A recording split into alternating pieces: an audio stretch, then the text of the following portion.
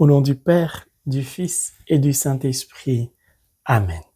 Que la paix et l'amour de notre Seigneur Jésus-Christ soient toujours avec nous, mes frères et mes sœurs, dans la foi chrétienne.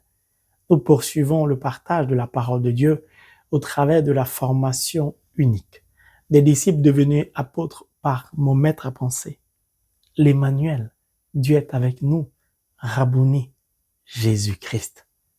Nous allons prendre le livre de Matthieu, chapitre 8, du verset 21 au verset 22, qui dit, je cite, « Un autre des disciples lui dit, « Seigneur, permets-moi d'aller d'abord enterrer mon père. » Mais Jésus lui dit, « Suis-moi et laisse les morts enterrer leurs morts. » Mon frère, ma sœur, nos enseignements sont interconnectés les uns aux autres relativement à la formation des disciples devenus apôtres.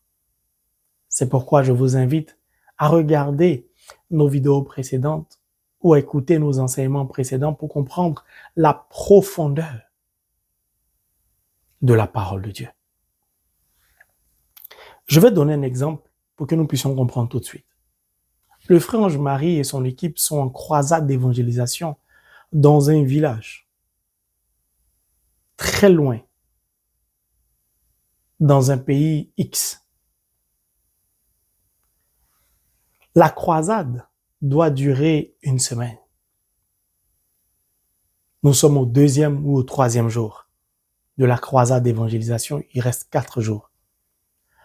Tout au long de ces 3 jours d'évangélisation, le Seigneur Jésus-Christ s'est glorifié puissamment. Dieu a guéri les malades. Des cancers ont disparu. Les aveugles ont retrouvé la vue. Des paralytiques ont commencé à marcher. Des cœurs guéris. Insuffisance rénale guérie. Mais toutes sortes de maladies. Et le Seigneur veut encore guérir, veut encore se glorifier puissamment au travers de cette croisade pour sauver des âmes, pour guérir, toucher des cœurs. Il reste 4 jours. Et le frère Ange-Marie reçoit un coup de fil, lui annonçant que son père vient de décéder.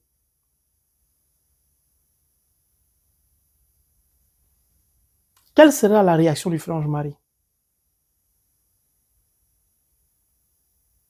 Qu'est-ce qui sera dorénavant sa priorité?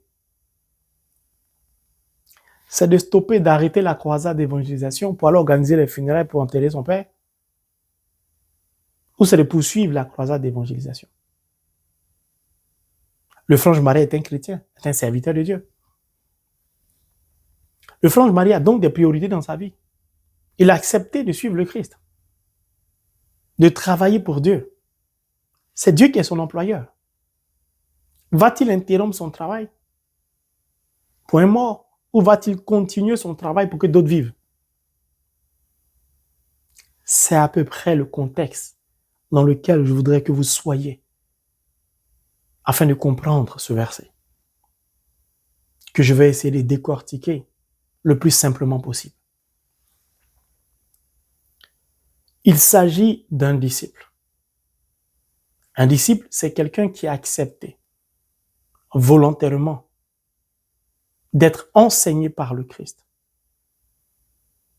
par mon maître à penser. C'est donc son choix. Il a accepté de s'abreuver de la parole de Dieu dans le but de devenir chrétien et de vivre comme le Christ.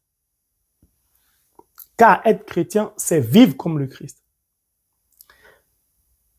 Un disciple, c'est celui qui accepte que l'Emmanuel soit son maître à penser. C'est celui qui s'identifie au travers de la parole de Dieu, le Word of God. Un autre des disciples lui dit, Seigneur. Donc c'est quelqu'un qui suit déjà le Christ. Permets-moi d'aller d'abord enterrer mon père. Permets-moi d'aller d'abord. Le d'abord indique l'urgence de sa priorité. Pour ce disciple, sa priorité, c'est d'aller enterrer son père qui est mort. Et le Christ lui dit, suis-moi. Mais Jésus lui dit, suis-moi. Et laisse les morts enterrer leurs morts. Mais conjonction de coordination marque une opposition. La réponse du Christ est donc une opposition à la demande du disciple. J'aime la réponse du Christ. C'est une réponse qui échappe à l'intelligence charnelle. C'est une réponse qui appelle à une élévation spirituelle pour en percer la compréhension. Car le Christ ne peut pas s'opposer à l'ensevelissement d'un mort. Plus est le père d'un de ses disciples. Mais la compréhension est surnaturelle, donc est tout autre. Elle n'est pas charnelle. Quand le Christ dit « suis-moi », nous savons que c'est un disciple, qu'il suit déjà le Christ. Donc le « suis-moi » du Christ a un autre sens.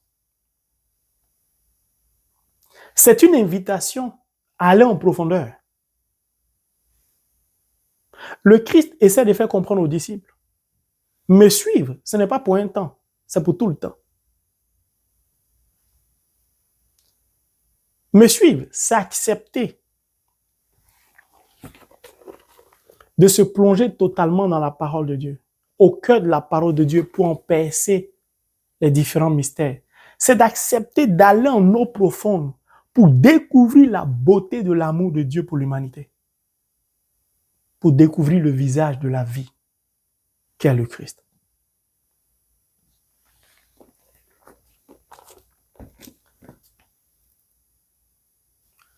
Le disciple demande une permission.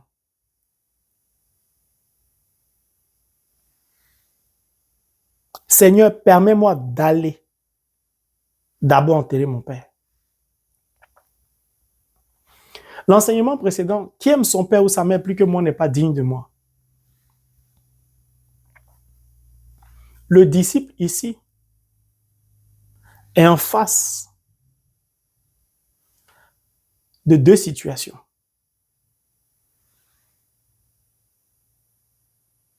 Vous allez comprendre pourquoi. Il est en face et il est confronté à deux filiations, car il s'agit de la mort de son père. D'un côté, c'est la première filiation, c'est-à-dire la filiation charnelle du disciple, qui l'emmène à vouloir marquer une pause, c'est-à-dire de ne plus suivre le Christ. Pour un temps. C'est son souhait en tout cas. Pourquoi? Parce que la mort de son père impacte son spirituel, son surnaturel. La mort de son père transforme donc, change donc, réoriente ses priorités. La mort de son père coordonne donc ses actions maintenant. Ça, c'est le premier côté. Sa filiation. De l'autre côté, c'est la personne à qui il demande la permission, c'est-à-dire son père. Vivant, qui est la vie. Lorsqu'il dit « Seigneur, permets-moi », il s'adresse à qui? Au Christ, à l'Emmanuel. Dieu est avec nous. Qui a vu le Fils a vu le Père. Il demande la permission donc à Dieu, à l'être suprême au monde. Il demande la permission à la vie, à son Père, à sa deuxième filiation. Maintenant, vous allez comprendre pourquoi nos enseignements sont interconnectés. C'est un disciple. S'il suit le Christ, il est baptisé, il est chrétien. Devenu chrétien, par ou au travers du sacrement du baptême, il est enfant de Dieu. Devenu enfant de Dieu, il ne peut qu'aimer Dieu plus que toute autre chose. Qui aime son père ou sa mère n'est pas digne de moi. Aimer Dieu, ça veut dire écouter Dieu et mettre en pratique ce que Dieu dit. C'est ça écouter Dieu. C'est ça aimer Dieu.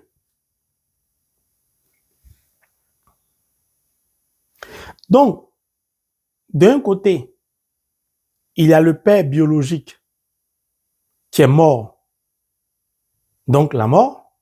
De l'autre côté, il y a le père spirituel qui est la vie, donc qui est vivant. Le disciple a décidé volontairement, a opéré le choix de suivre son père spirituel, c'est-à-dire le Christ, de suivre la vie. Or, la vie s'oppose à la mort. La lumière s'oppose à l'obscurité. En suivant son père spirituel, en suivant Dieu, en suivant son Christ, le Christ, son berger, mon berger, son maître à penser, mon maître à penser, il décide sur ce chemin, en empruntant le chemin qu'est la parole de Dieu, de marquer une pause, de stopper la conformité de sa vie à la parole de Dieu pour aller satisfaire un désir charnel, obscur qu'est la mort.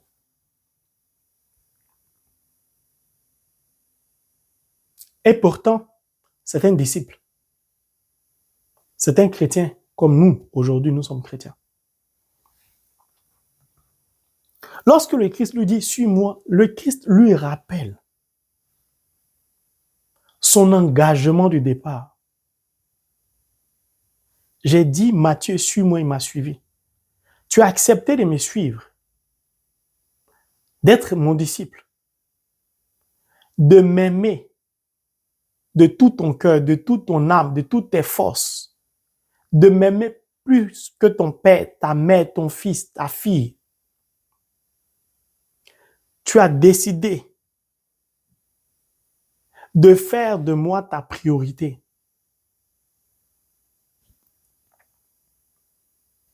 Pourquoi me demandes-tu, en plein parcours, de retourner en arrière? Se convertir, c'est faire demi-tour. C'est-à-dire accepter de sortir de l'obscurité, des péchés, pour emprunter le chemin de la lumière, de la vie.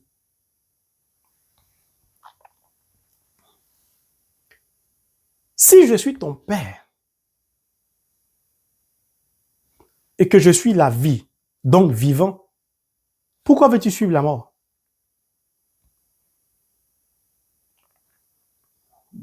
Le Seigneur nous rappelle clairement que la vie spirituelle n'est pas compatible avec l'émotionnel.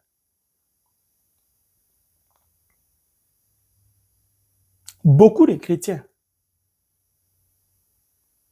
marquent une pause dans leur vie spirituelle pour vivre comme le monde, pour vivre dans le monde avant de revenir au Christ.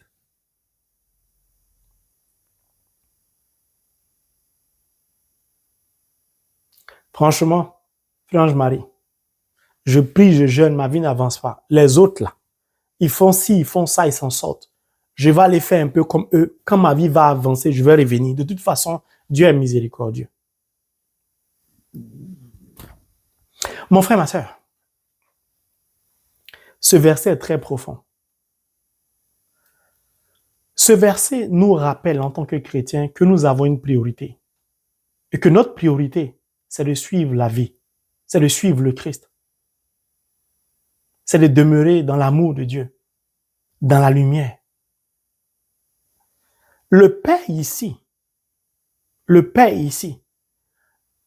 nous indique ce qui nous lie terrestrement.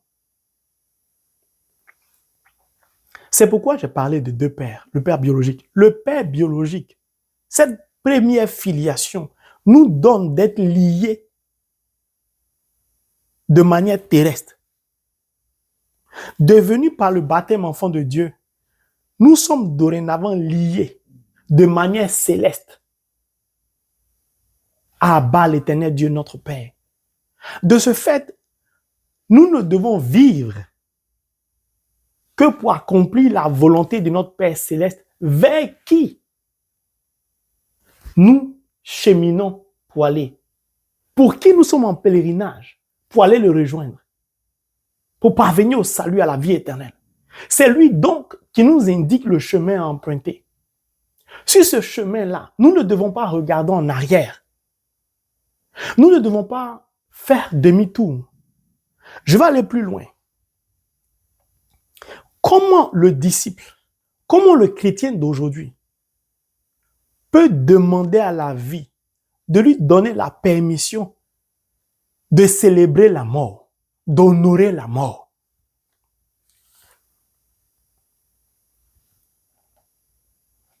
Lorsque le Christ lui dit « Suis-moi et laisse les morts enterrer leurs morts », ce sont ces chrétiens, ce sont ces personnes qui n'ont Dieu que pour l'argent, pour les biens matériels, qui se réveillent le matin avec pour seul objectif, pour seule priorité de s'enrichir, de créer des chaînes YouTube pour parler de tout et de n'importe quoi, dans le but d'avoir d'argent. Ce sont des chrétiens qui vont à l'église le dimanche, qui communient, qui vont au culte, qui appartiennent à des ministères, à des groupes de prière, mais qui n'hésitent pas à aller voir le féticheur, qui n'hésitent pas à aller voir le marabout, qui n'hésitent pas à aller chez le médium, qui n'hésitent pas à faire tel ou tel sacrifice, qui n'hésitent pas à être au cœur d'un système de corruption parce qu'ils veulent s'en sortir, parce qu'ils ont besoin de prospérer.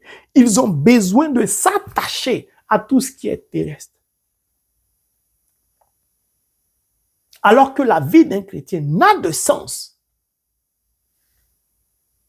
que pour parvenir au royaume des cieux.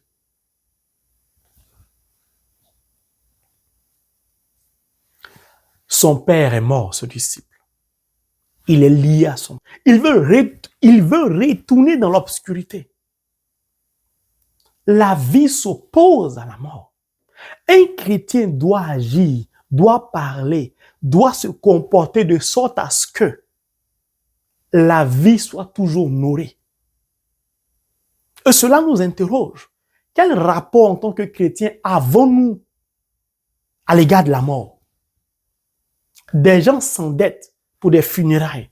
Des gens sont prêts à vider leur compte d'épargne pour des funérailles. Des gens sont prêts à prendre des congés en Europe, aux États-Unis, partout, quel que soit le pays où ils sont, pour aller à des funérailles. Mais lorsqu'il s'agit d'un baptême d'un enfant dans la famille, lorsqu'il s'agit d'une naissance, pourquoi nous sommes incapables de mobiliser des fonds, autant de moyens, de prendre des congés pour aller assister au baptême de notre enfant, au baptême de notre neveu, au baptême de notre frère ou de notre sœur, pour aller assister et accompagner la venue d'un nouvel enfant dans la famille. Ma sœur a accouché, ma nièce a accouché, cet enfant qui vient de naître, c'est un cadeau de Dieu. Nous devons le célébrer. Pourquoi nous ne mettons pas autant de moyens dans une naissance qu'on met parfois dans certains pays dans les funérailles? Quel rapport avons-nous à la mort? Le Christ n'est pas contre ce que le disciple dit, car l'intention du disciple a pour fondement l'amour. Le disciple aime son père biologique à telle enseigne qu'il veut prendre soin de lui. Jésus lui-même, Joseph d'Arimathie, a pris soin de lui. Mais ce qui dérange dans la demande du disciple, ce n'est pas son intention. C'est son comportement, c'est sa priorité. C'est ce qui dérange. Renoncer à suivre la parole de Dieu, renoncer à suivre le Christ, renoncer à appliquer la parole de Dieu au profit de la mort. Le Christ lui dit non. Non. C'est parce qu'on s'est dit au départ. Ton engagement à l'égard de Dieu, à l'égard du Christ, au travers de ton baptême, doit obligatoirement être totale. On ne négocie pas avec la parole de Dieu. On ne prend pas des pauses dans la spiritualité. On ne se comporte pas comme on veut dans la parole de Dieu. Le Christ lui dit simplement, tu es une brebis suit le berger. Elle n'a pas de mots à dire. Comment tu peux penser un seul instant, ne serait-ce que la vie puisse t'accorder la permission pour aller honorer la mort? En fait, il demande à la parole de Dieu d'arrêter d'exister le temps qu'il aille enterrer son père décédé, puis il va revenir, la parole doit réexister. C'est un disciple.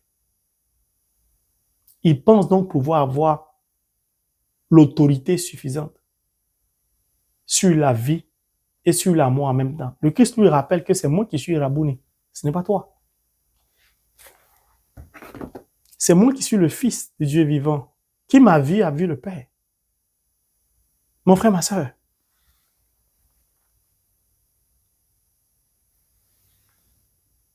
la haine, la colère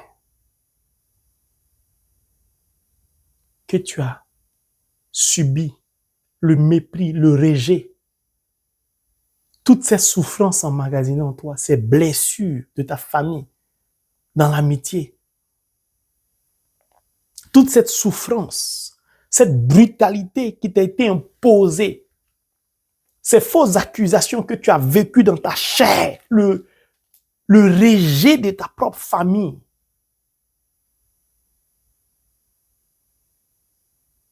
ont endurci ton cœur, ont plongé ton cœur dans l'obscurité. Et tu refuses de pardonner à toutes ces personnes qui t'ont fait tant de mal. Et le Christ dit, tu ne peux pas me suivre aussi longtemps que la haine subsiste en ton cœur. Lorsque le disciple dit, permets-moi d'abord d'aller enterrer, c'est ce que ça veut dire. Seigneur, je peux tout pardonner, sauf à ceux-là. Tu es une femme, un homme t'a enceinté. Il t'a laissé tomber. Il a disparu des radars. On ne le voit plus. Il t'a abandonné alors que tu n'as pas de travail. Ou tu travailles, mais ton salaire est minime. Au point où tu es obligé maintenant de demander de l'argent à gauche, à droite, pour subvenir à vos besoins, pour nourrir ton enfant. Et chaque souffrance, chaque difficulté à laquelle tu es confronté augmente la haine que tu as à l'égard de cet homme. À telle enseigne que parfois tu penses mal de lui. Tu souhaites même parfois qu'il meure, que sa vie soit tellement compliquée, qu'il souffre tellement pour qu'il comprenne le mal qu'il t'a fait. Le Seigneur Jésus te dit non. Si tu penses comme ça, si tu agis comme ça, tu ne peux pas me suivre. Car je suis l'amour. L'amour ne contient pas la haine en son être. Non.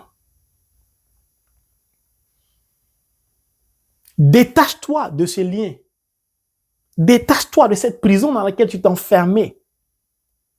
De par la haine, la colère. Même si ce que tu endures est réel. Tu es quand même chrétienne. Donc tu as habité de lumière, de l'amour. L'amour, ce n'est pas la haine. Ce n'est pas la vengeance. Si l'humanité va mal, c'est parce que nous refusons de suivre réellement le Christ, c'est-à-dire la parole de Dieu, the word of God. C'est parce que nous voulons de temps en temps marquer une pause sur la parole de Dieu, sur l'application de la parole de Dieu. C'est parce que parfois nous voulons travestir la parole de Dieu. Nous voulons la contourner dans sa compréhension pour accomplir notre volonté. Il est avec la vie. Et ce qui est sa priorité, c'est sa volonté d'aller enterrer son père. Ce n'est pas la volonté de Dieu. Est-ce qu'il sait qui est le Christ? Si tu laisses la vie, tu laisses le Christ, tu laisses la parole de Dieu pour aller prendre soin de la mort, Est-ce que le mort va revenir à la vie? Non.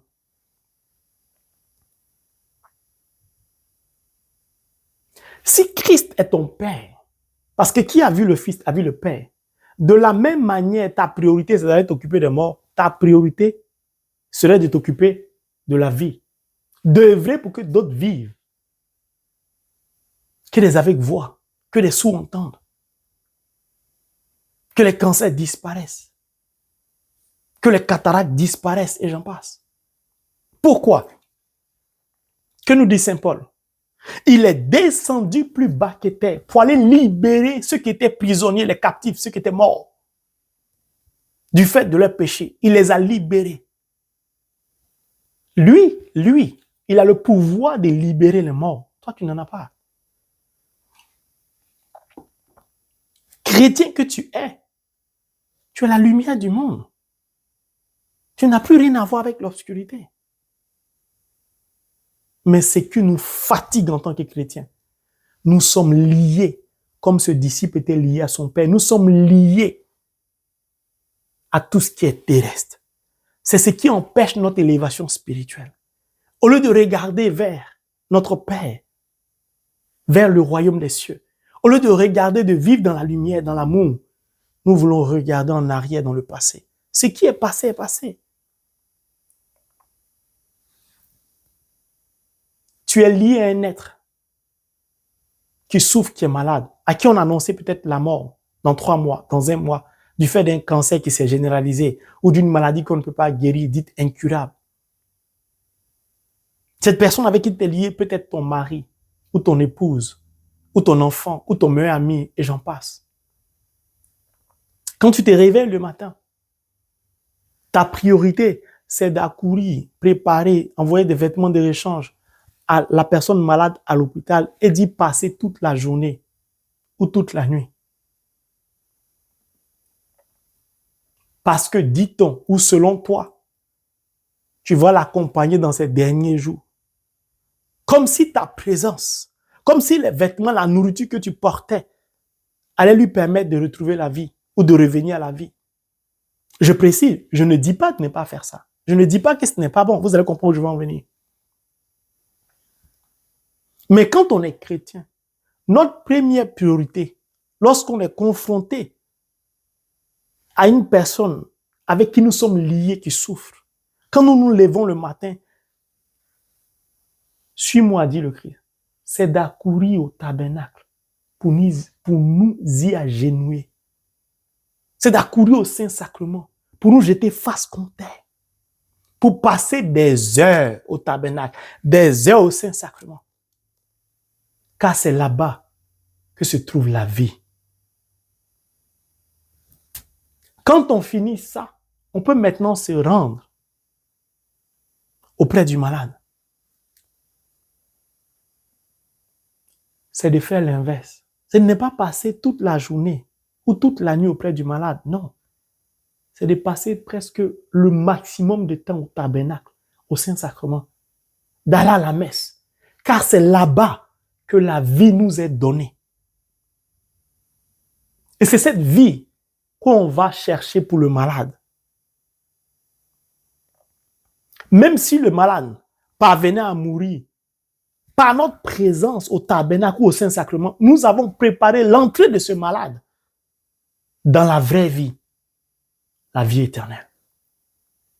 C'est pourquoi le Christ lui rappelle que ta priorité, c'est moi qui suis la vie. Suis-moi. Laisse les morts enterrer les morts. Laisse ceux qui n'ont Dieu que pour le désir d'amasser des richesses fréquenter ceux qui ont les mêmes projets. Ceux qui sont prêts à tout faire, qui sont au cœur des systèmes de corruption, qui ne peuvent pas ou qui ne souhaitent pas en sortir. Parce qu'ils veulent continuer à s'enrichir. J'ai entendu parfois des choses. Frère Marie, je suis au cœur du système, je ne peux rien faire. Si je ne prends pas, je risque de perdre mon travail. Donc je prends. Écoutez bien, et dans l'argent de la corruption que je prends, je paye ma dîme, je fais offrande. Vous vous rendez compte? J'en ai des larmes aux yeux. Comment nous pouvons réduire Dieu, réduire la parole de Dieu à de telles actions? plutôt que de suivre le Christ, c'est-à-dire plutôt que d'écouter la parole, de témoigner de la parole, de dénoncer le système de corruption ou d'en sortir complètement, on préfère être chrétien et prendre soin de l'obscurité, c'est-à-dire de la corruption. Je préfère me taire parce que je veux garder mon travail. C'est ce qui me permet de nourrir mes enfants, de les envoyer dans les meilleures universités au monde, au Japon, au Canada, aux États-Unis, et ainsi de suite. Si je dénonce le système de corruption, ou bien si je sors de là, quel travail je vais trouver? Je suis habitué à un train de vie, comme si Dieu ne peut pas pourvoir nos besoins. Ce sont les chrétiens qui sont morts, quoique chrétiens.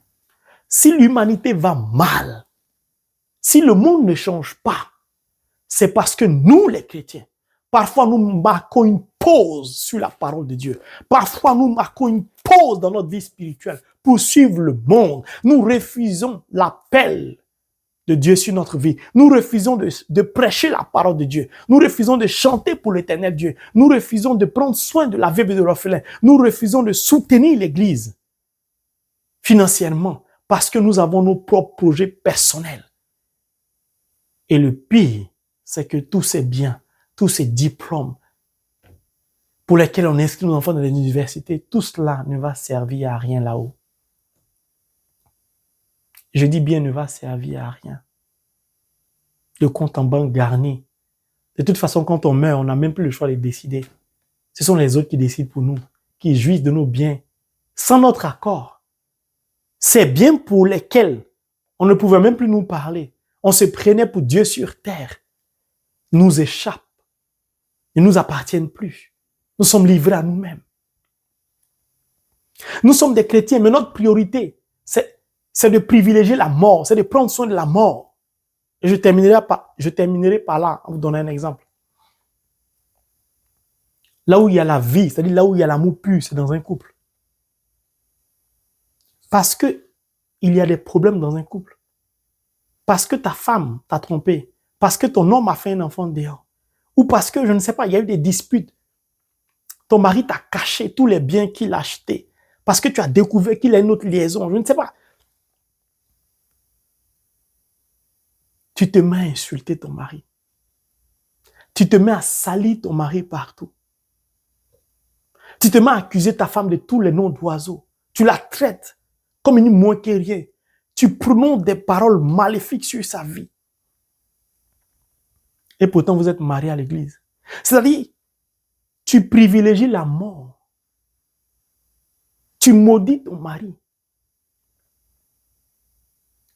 Si demain vous devez reprendre la relation, si demain Dieu doit donner vie à votre couple, comment tu vas regarder ton mari?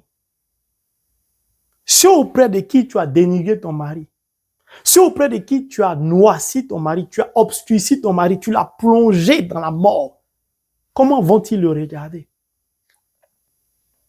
Et ce que nous oublions parfois, quand on traite son mari de la sorte, quand on traite son épouse de la sorte, quand on reprend la relation, notre vie n'est plus stable. Il n'y a plus d'amour. Pourquoi? Parce que toutes ces paroles prononcées, la mort qu'on a passé le temps à construire, à ensevelir, à enjoliver, par nos propos qui tendaient à salir notre âme sœur, qui tendaient à le noircir pour qu'on le regarde comme un criminel, pour qu'on le regarde comme quelqu'un de satanique. C'est comme cracher en l'air. On va recevoir quelques gouttes. Et on va vivre maintenant de la souffrance dans notre couple. On va encore crier à Dieu. Pourtant, c'est nous, chrétiens que nous sommes. Nous avons connaissance de la parole de Dieu. Et nous savons que Dieu est amour, Dieu est lumière. Comment un chrétien rempli d'amour, rempli de lumière, peut insulter son âme sœur, peut maudire son âme sœur, peut salir son âme sœur en tant que chrétien? C'est ce que le disciple a voulu faire. Seigneur, permets-moi d'abord d'aller enterrer mon père qui est mort. Permets-moi d'aller entretenir la mort. Mais tu es dans la lumière, tu vas l'entretenir l'obscurité. Mais tu es avec la vie, le Christ est la vie. Et toi, c'est la mort. Tu préfères. Le Christ lui rappelle son engagement du départ. Si nous ne parvenons pas à l'élévation spirituelle, si nous ne parvenons pas à transformer la face de l'humanité, c'est parce que le Christ n'est pas notre priorité. C'est tout. Quand bien même nous sommes disciples, Quand bien même nous sommes chrétiens, quand bien même nous sommes engagés à le suivre, quand bien même qu'au travers par le sacrement du baptême, nous sommes devenus enfants de Dieu, nous nous comportons comme l'enfant de Satan. Ton mari t'a ramené un enfant du dehors, ce n'est pas la fin du monde. Ta femme t'a trompé avec ton meilleur ami, ce n'est pas la fin du monde. La vie ne s'arrête pas parce qu'un être humain a fait quelque chose. Et le Christ donc, à quoi sert son sacrifice? Ou à quoi a servi son sacrifice? À quoi? On refuse de pardonner. On refuse de pardonner. On refuse de dire la vérité. Pour être bien vu, je peux accuser quelqu'un, mentir sur lui, le salir. Parce que je vais être bien vu. Pourtant, je sais que ce que je dis n'est pas vrai. Pourtant, je sais que ce que je fais n'est pas bon. Mais je préfère entretenir la mort. Parce que je vais être bien vu au regard du monde. Et pourtant, nous sommes chrétiens. Je refuse qu'on me dise la vérité. Parce que j'ai ma vérité à moi. Alors que la vérité, pour tout chrétien universel, c'est la parole de Dieu. C'est pourquoi l'humanité va mal. Parce que nous refusons de suivre l'amour, de suivre la vérité, de suivre le Christ. Mon frère, ma sœur, le Seigneur te pose une question. Chrétien que tu es, quelle est ta priorité? Est-ce de lire la parole de Dieu? Est-ce de conformer ta vie à la parole de Dieu? Est-ce de prier le matin quand tu te réveilles avant de sortir ou de faire quoi que ce soit? Et j'en passe. Ou est-ce de faire exactement ce que le monde te dit de faire? C'est un disciple à qui le Christ rappelle qu'il s'est engagé. Le Christ lui dit, suis-moi. C'est-à-dire, continue. Allons en profondeur. Tu es chrétien, tu vas aller en profondeur dans la parole de Dieu, tu veux découvrir la parole de Dieu, tu veux découvrir le Christ, tu veux connaître une élévation spirituelle. Et tous les mois, par la bénédiction de Dieu, tu as un travail. Tu ne donnes pas la dîme à Dieu. Tu ne fais pas d'offrande à Dieu. Pourquoi? Parce que tu es lié à ton salaire. Tu es lié à l'argent. Et tu es étonné. Tu es étonné que ta vie n'avance pas. Vous savez, la vie spirituelle, on doit se dire la vérité. La dîme, là, c'est dans l'Ancien Testament. Mais l'Ancien Testament, c'est ce qui constitue Holy Bible, the Word of God. C'est la parole de Dieu aussi. Et la parole de Dieu, c'est le Christ. Ce n'est pas parce que Dieu ne nous impose rien que nous ne pouvons pas agir conformément à la volonté de Dieu afin d'entrer dans des bénédictions liées à la dîme, liées à l'offrande. Je parlais du malade tout à l'heure, non? Au lieu d'aller au tabernacle, passer des heures, on passe des heures auprès du malade à l'hôpital. Comme si notre présence va guérir le malade. Non. C'est Dieu qui guérit. Parce qu'on ne lit pas la Bible, parce qu'on ne suit pas le Christ. Car si on suit le Christ, on comprend ce que je dis. Il suffit simplement de lire Tobie. Qu'est-ce que Tobie a dit à son fils? L'aumône délivre de la mort. Je recommence. L'aumône délivre de la mort. Que ceux qui ont les oreilles spirituelles comprennent. Que la guérison ne se trouve pas forcément dans les avions médicalisés. Ne se trouve pas parce qu'on a l'argent dans les meilleurs hôpitaux, dans les meilleures cliniques.